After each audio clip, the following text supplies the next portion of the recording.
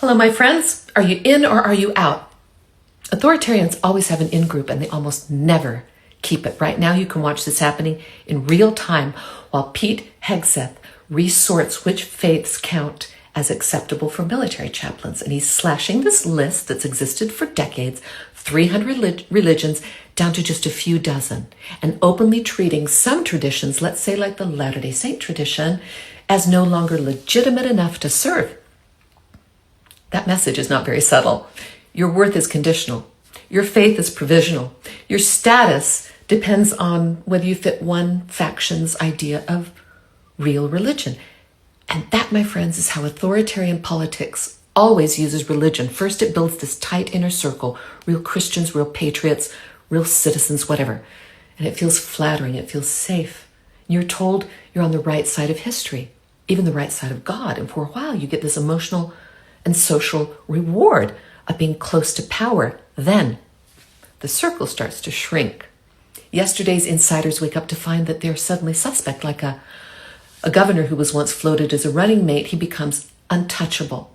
A loyal media figure or a pastor falls out of favor and then vanishes from the photo op. A whole church tradition that marched, that donated, that voted for the strong man discovers that it didn't make the final cut.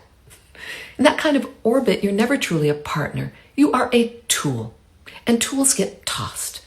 And that is the warning flashing for anyone who still believes, well, I'm safe because I'm in the right tribe, my church, my party, my flag. If your dignity and your rights depend on one leader's mood, one pundit's list, or one movement's shifting definition of real faith, my friend, you do not have security. You have a temporary pass, and you know what happens with temporary passes. They get revoked.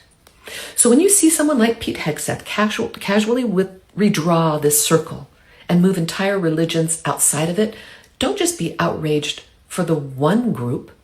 Treat it as a live demonstration of the rule. In authoritarian projects, no one is safe except the person at the tippy top and whoever is useful to him this week.